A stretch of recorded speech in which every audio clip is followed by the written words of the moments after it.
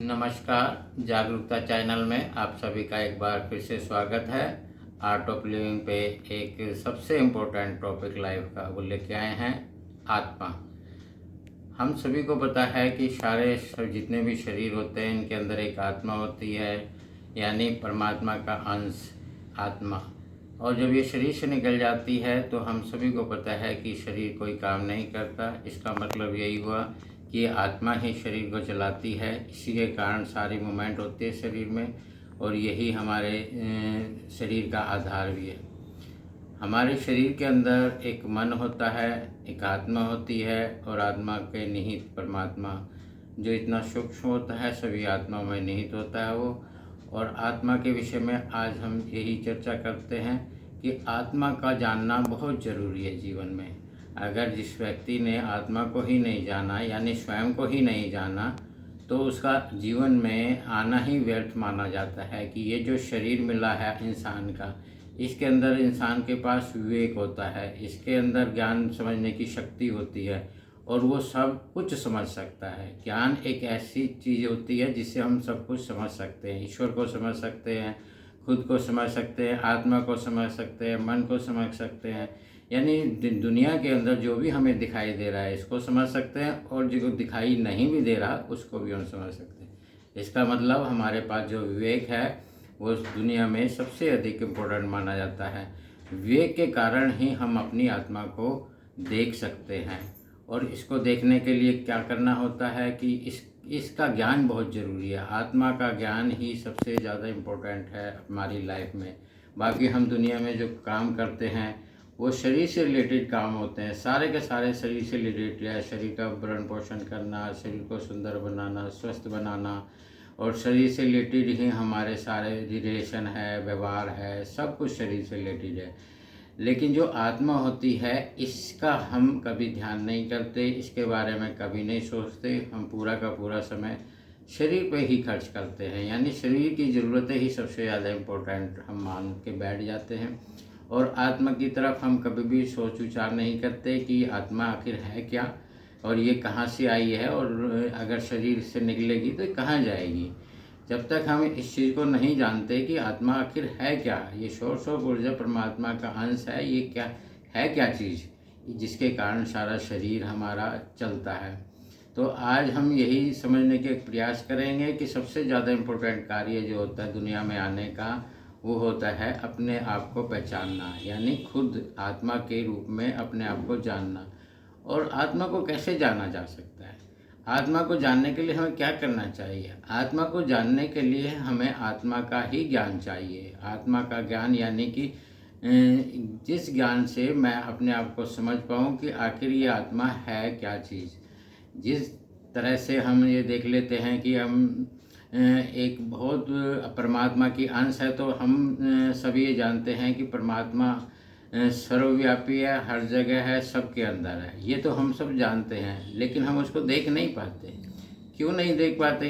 आत्मा को देख और आत्मा को भी नहीं देख पाते।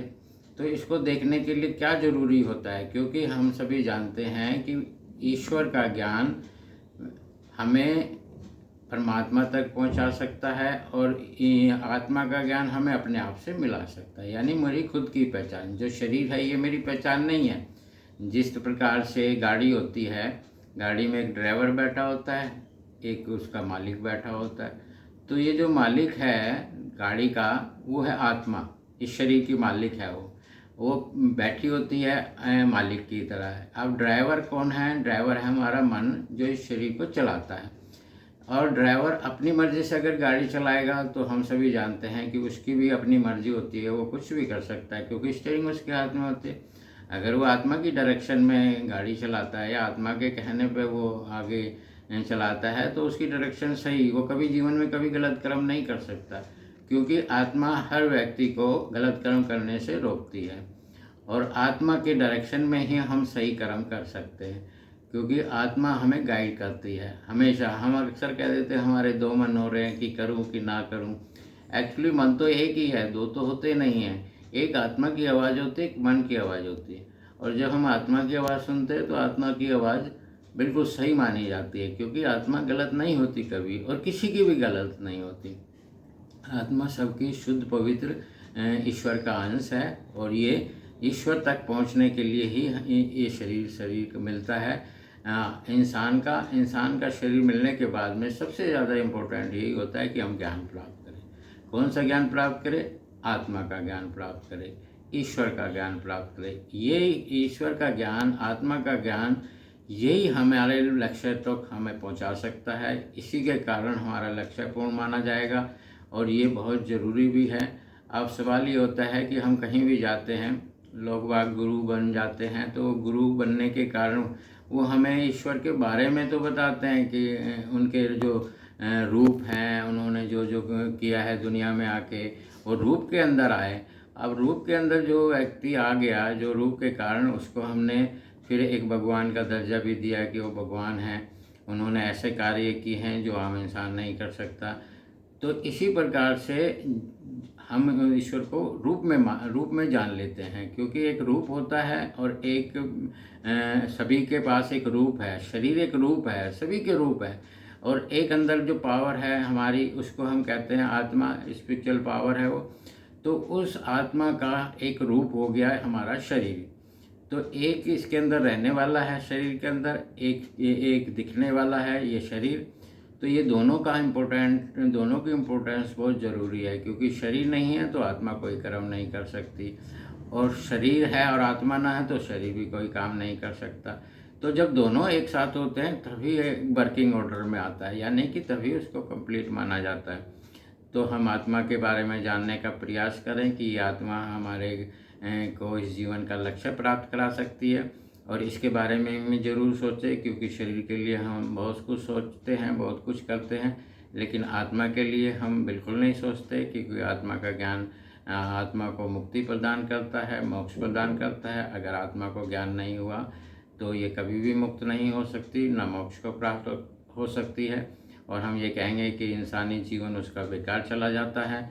क्योंकि भगवान श्री कृष्ण ने गीता में भी इस बात को कहा गया है कि जो मुझे मेरे असली स्वरूप में जानता है, जिसका कभी कुछ नहीं बिगड़ा और ना कभी बिगड़ेगा, ना उसको अग्नि जलाती है, ना उसको पानी भिगोता है, और ना उसको वायु का असर होता है। यानी एक ऐसा रूप है जिस पे कोई असर नहीं होता है इन सभी चीज़ों का। तो उस रूप को जानने के बाद ही आत्मा का ज्ञान संभव है। जब हम आत्मा का ज्ञान प्राप्त कर लेते हैं तो हमारी मुक्ति या मोक्ष हमें प्राप्त हो जाता है। तो आज के लिए बस इतना ही। हम अपनी आत्मा के बारे में ज़रूर सोचें, क्योंकि इसका भी कोई मकसद है जीवन में आने का। इसका मकसद है जीवन को, ये सारा ज़िंदगी चलाती है, लेकिन हम इसके बारे में कभी नहीं सोचते। अगर नहीं सोचते तो फिर इसके बाद यही कहा जाता है कि भाई हम जीवन में तो आए, लेकिन आत्मा का भी हमें ज्ञान नहीं है, क्योंकि आत्मा का ज्ञान ही सर्वोत्तम ज्ञान माना गया है। इसके बाद बाकी शरीर से रिलेटेड ज्ञान तो शरीर के साथ ही छूट जाता है, आत्मा का ज्ञान आत्मा के साथ जाता है। यानी आत्मा को ये पता चल जाता है कि मेरा मूल स्वरूप क्या है, और जब ये शरीर छूटता है तो मैं अपने मूल स्वरूप में कैसे जा सकती हूँ। तो जब आत्मा मूल स्वरूप में चली जाती है वो जीवन की सफलता मानी जाती है।